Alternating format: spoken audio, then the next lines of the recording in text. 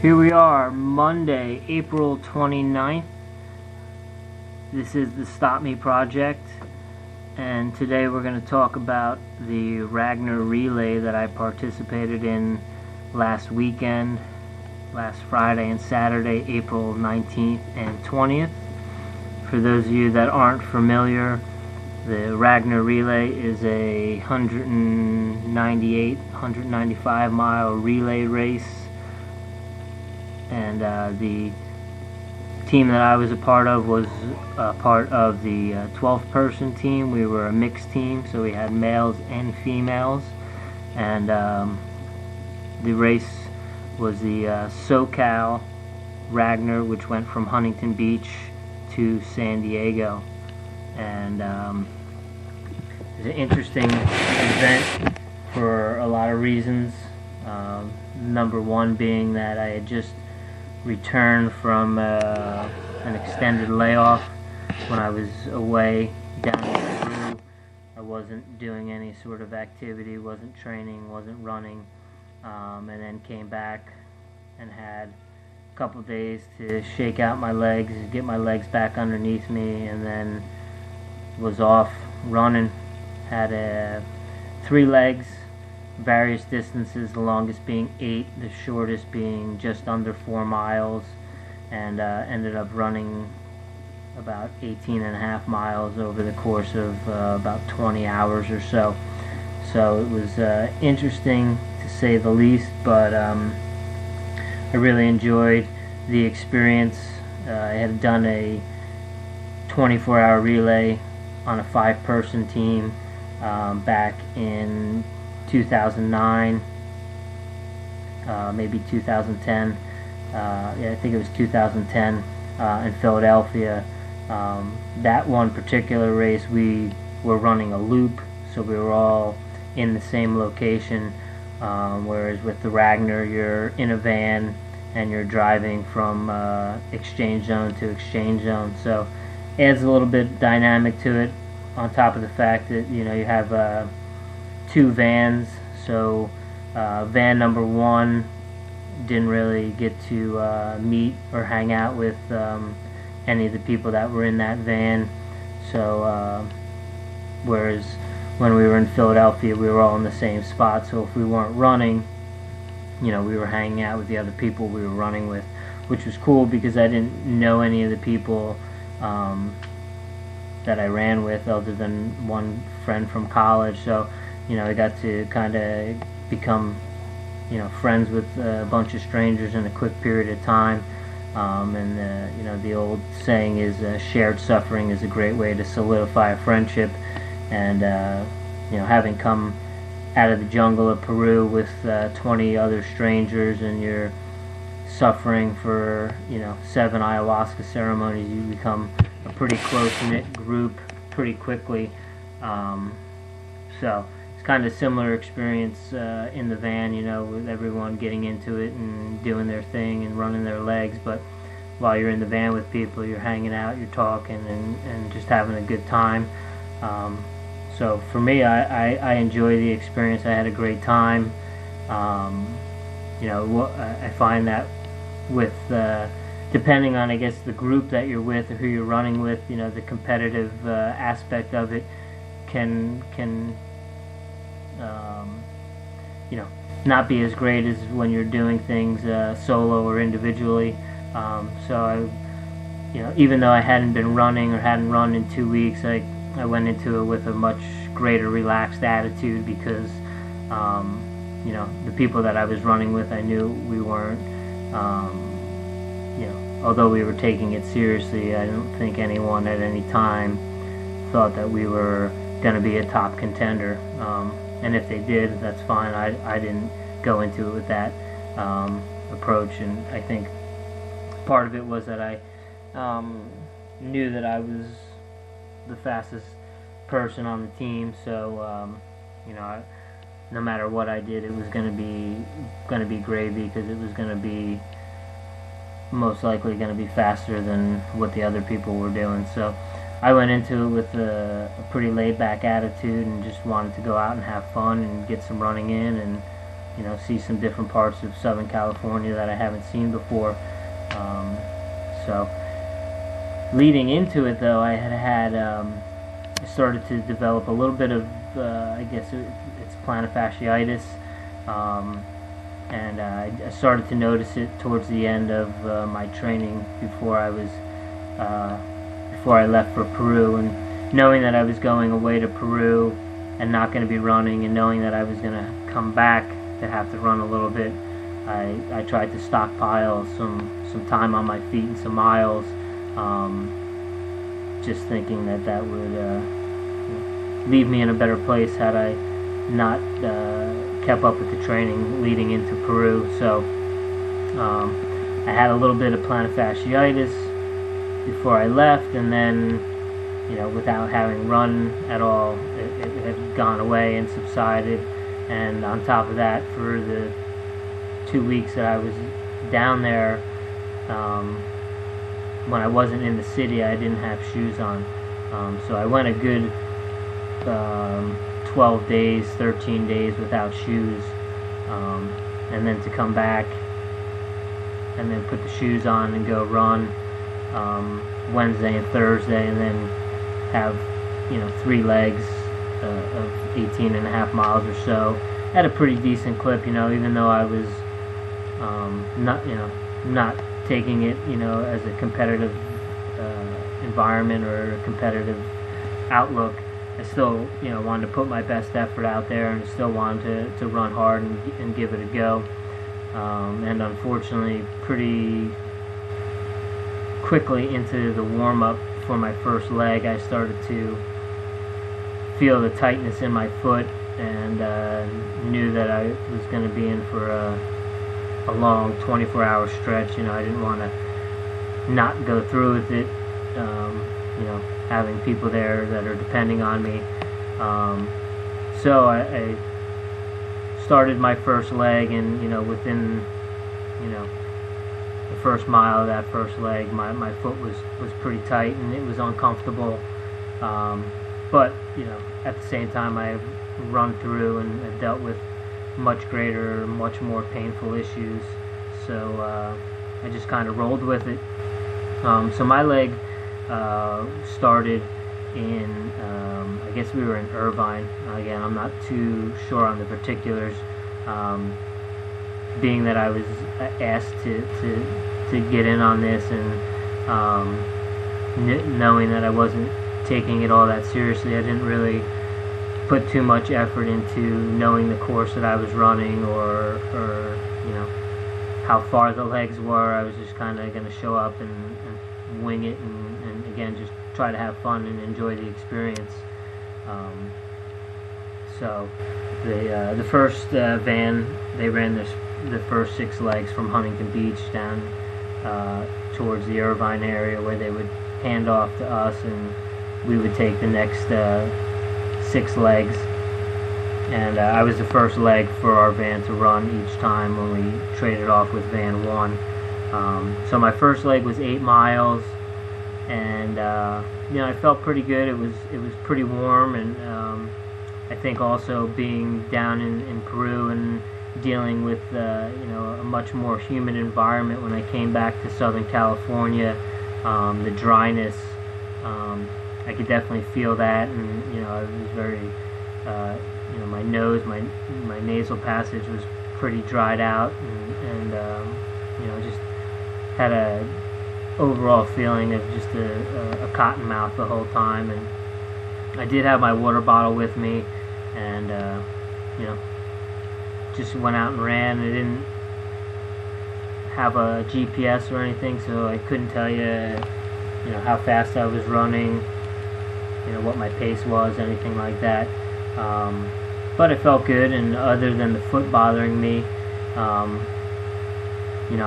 was clipping off and catching runners from, I guess, teams that had started before us, or at the same time that we started, and I was just catching them. I probably caught 9 or 10 people over the course of that first 8-mile leg, and it was a nice leg. I mean, some rolling hills, nothing crazy. Had to run through a construction site at one point. Had to stop for a second while the construction truck rolled through. Other than that, it was like I said, it was a good course, and running through some neighborhoods and some different sections. The interesting thing occurred when I got to the exchange zone, and my team wasn't in the exchange zone, and at first I thought, well, maybe they just hung out after I had rolled out and were talking to Van 1, and hadn't anticipated me getting there as quickly as I did, so I just figured that they would be showing up, in a minute or two or 5, and be good to go. No big deal whatsoever.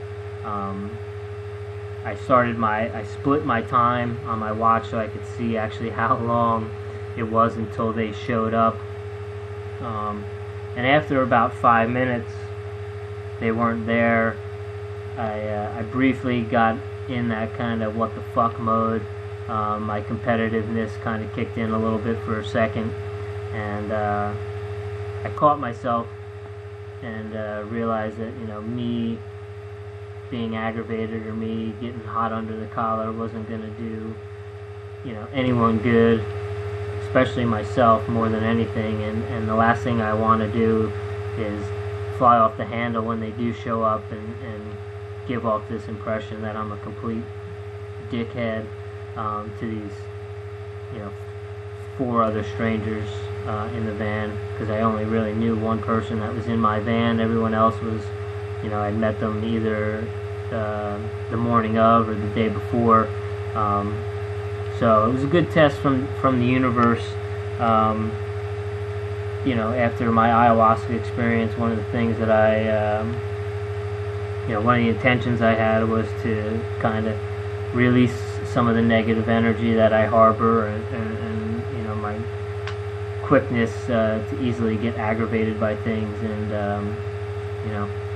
after a quick little conversation with myself, I realized that it was all in good fun, and whatever happened, happened, and if we're 20 minutes behind or whatever, then so be it.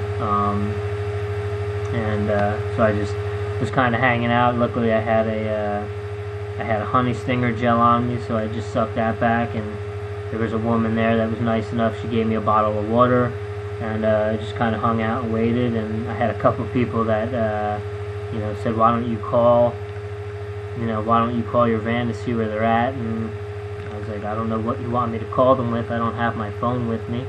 And they're like, well, you can borrow our phone. And I was like, well, that's not really going to do me any good. I just don't remember phone numbers. I haven't memorized the phone number probably in 15 years. The only phone numbers that I remember are a few from my childhood, like my parents' home line, my cousin's home line, and maybe an aunt or two. I remember their phone numbers, but other than that, that's about it. Memorizing phone numbers has become a lost concept. Thanks to technology, we don't really have to use that part of our brain anymore to stockpile numbers. But you think back a decade ago, and how many numbers you remembered, or 2 decades ago, and that was the only thing you had to go by was memorizing someone's phone number. So I kind of laughed at that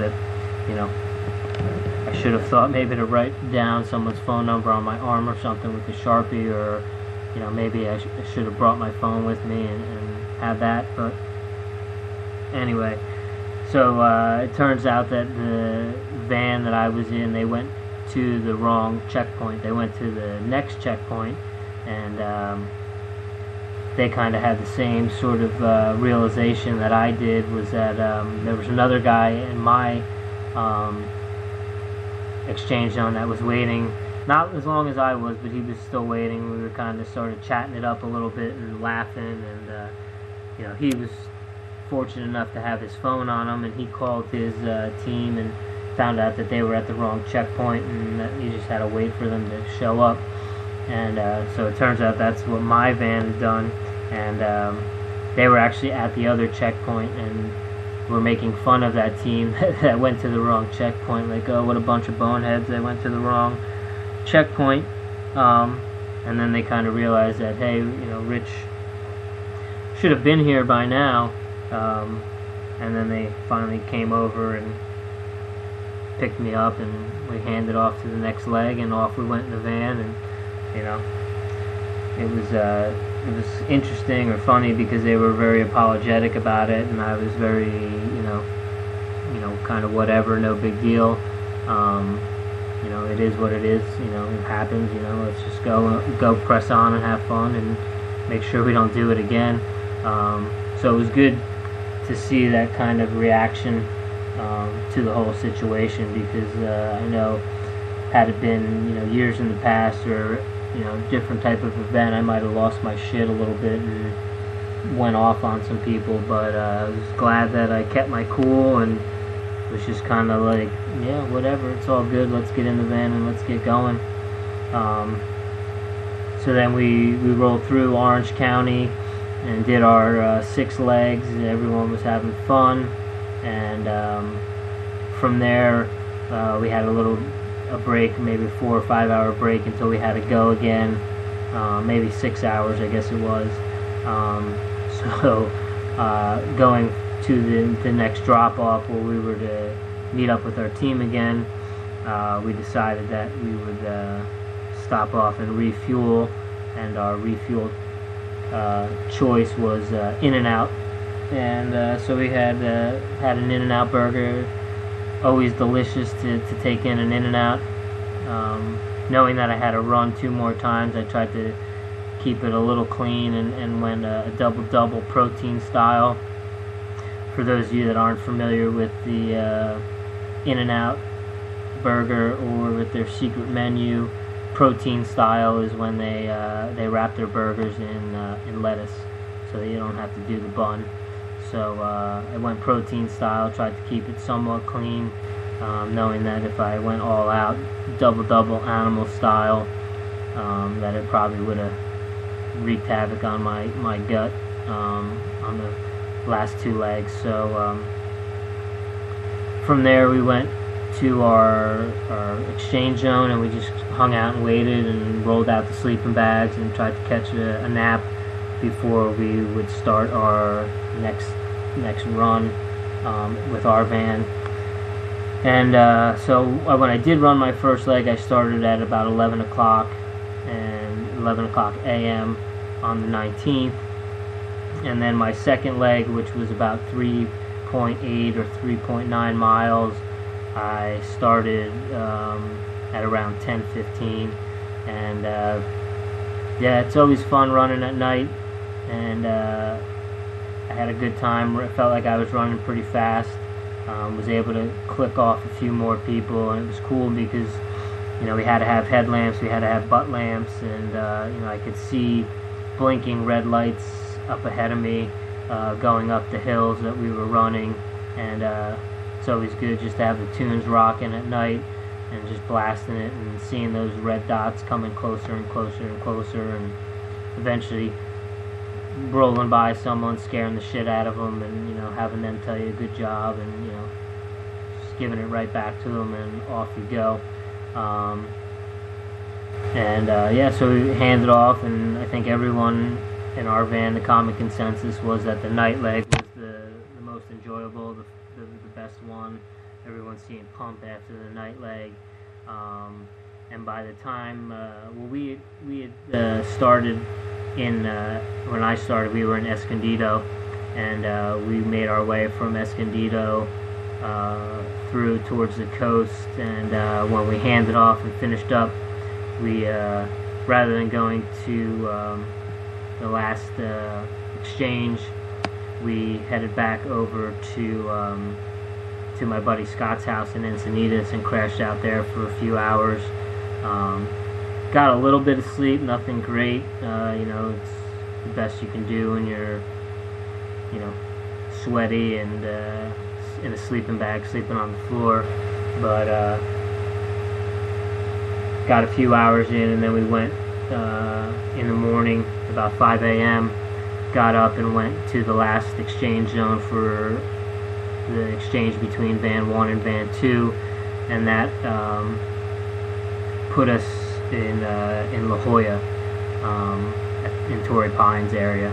And you know, the second leg, my foot felt pretty good. It didn't really hurt too bad. It kind of, as I progressed through the run and as I got faster, kind of got less and less. But the third leg that I ran was, there were some uphills, but there was a good amount of downhill, and the downhill running really took its toll on my foot. I could really feel it, and it was definitely more painful than it had been at any point in time, and it's been the most pain running wise that I had been in a while. You know, there's always when you're racing, a little bit of discomfort, you know, that comes along with it, but in terms of just like injury hurt, this is the worst I've been in quite a few years. So, you know, needless to say, I was just trying to get through the run, and was a little bummed out that, you know, my training was gonna, after taking 2 weeks off, was gonna have to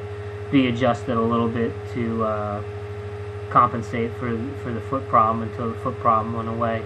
I'm the type of person nowadays that when you know, I have a running related injury, that I know enough now that, you know, if something's bothering me, that I'm not going to try to run through it, or, you know, be at 50%, or you know, tolerate the pain. You know, if I'm in any sort of discomfort, I'm just not going to do it until that discomfort goes away. So needless to say, this past previous week, I didn't do any running. I ran a little bit yesterday and ran again today, and it seems to be feeling pretty good. You know, not 100%, but definitely more than tolerable to get out there and run. So I've been getting out a little bit the past 2 days, nothing crazy. And I do have a marathon at the end of the week, at the end of the month rather. So I'm going to do my best to try to play catch up a little bit and pull some tricks from up my sleeve to get ready, and try to run fast at this marathon here at the end of May.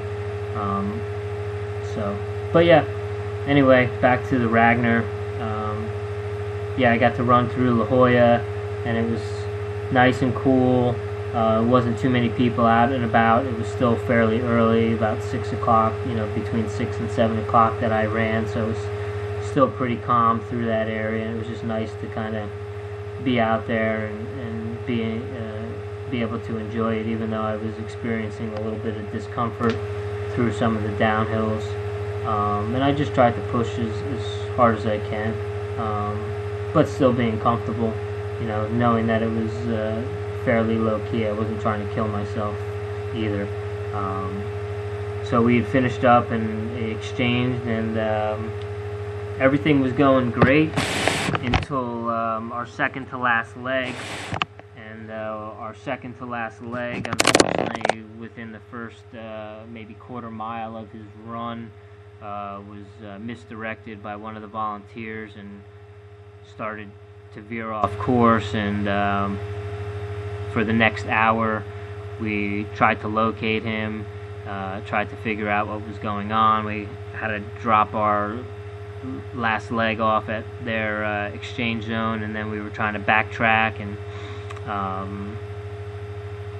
try to find that last second to last leg. I was in the back just kind of sleeping. I wasn't too concerned with it. You know, the guy that was running was an Army Ranger, so I figured he would be more than capable of navigating and figuring his way out to where he needed to be. And you know, as panic started to set in with our group in our van about, you know, what were we going to do, no sooner did the panic set in with some of the people in the van did we get a phone call that he had gotten to where he needed to be and was exchanging for the last leg.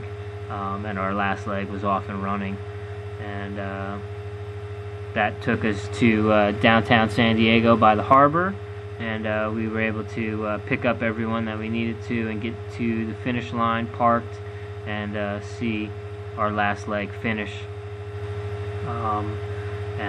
Yeah, apparently we were the second team to come across the line, and that doesn't mean we were second overall, because there were people starting at all different hours, so we'd have to wait a day to kind of figure out where we stacked up amongst the teams, the mixed teams. But it was pretty cool. It was a good experience. I do like running those type of ultra relays. I look forward to getting involved with some more of those in the future. Possibly maybe a Ragnar Trail, or just some other events. The 20 and 24 is coming up in July. I'm scheduled to do that as an individual. See if we can run over 100 miles this year, but we'll have to see, with how my training goes. If I can get rid of this foot issue, then I'll definitely try to tee it up and give it a go. But if the foot keeps sidetracking me, I may try to switch that up and do the relay there. We'll see. Just trying to stay positive and keep doing my other stuff in terms of strength training and whatnot to keep me motivated, keep me strong, and get me back out there so I can log some miles and get ready for that. But when it was all settled, we were 15th mixed team to finish, 15th out of, I believe, 330 teams, 360 teams, something like that. So yeah, pretty stoked on the whole event. Had fun. I didn't really get too jammed up with any of the course markings or any of that. I thought it was a pretty well put together event. There was a couple sections where you were on a stretch of straight road, and you just get in your head a little bit. Did I miss a turn? Did I miss something? But then as soon as that happened, quickly after that you'd run across the marker that told you which way to go. So other than our mix-up at that second to last exchange, and the second to last leg, which a couple other teams had some confusion and some people got lost, I thought it was a great event. I had fun. Definitely do a Ragnar again. Definitely like to do some other 24-hour events with teams or as an individual. I just think they're fun, and it's a good experience. And like I said, shared suffering is a great way to solidify a friendship. So yeah, if you're into running, or you're into testing yourself a little bit, and you like doing things as a group, I would definitely suggest and recommend that you check out a Ragnar in your area. I know there's some on the East Coast. I think there's some in the middle of the country. So check them out. There's always other 24-hour events that are going on. The 20 and 24 as well in Philadelphia. But yeah, it's great for a group of endurance athletes to do. If you're you go to a gym and you got a group of people that you train with and you want to challenge yourselves, definitely get out there and give it a go, and have fun with it for sure. But that's about it for the Ragnar Relay recap. What we're going to do is we're going to try to, like I said, keep these coming at you weekly. If I do them solo or if I do them with my brother Jim, we definitely want to keep pumping these out and get some response from them, get some feedback. We got a couple ideas for some future ones, so I'm going to try to get Jim in on them, because they're topics that he brought to my attention that I'd like to talk about. So stick around. If you have questions or comments, send them to stopmeproject.com. If you have any need to get training for your running and strength and conditioning, check out runningwad.com for all that. If you're into clean living and taking care of yourself, and you're looking for some good supplements, check out strongerfasterhealthier.com. And if you decide to purchase anything at strongerfasterhealthier.com, use the code STOPME, all capital letters, at your checkout, and you'll get 10% off your purchase. I highly recommend their omega-3 oil with vitamin D. I prefer lemon, and I also am a fan of chocolate. So check that out. And thanks for checking us out. This is again the Stop Me Project. Stay tuned for more things coming at you. Peace.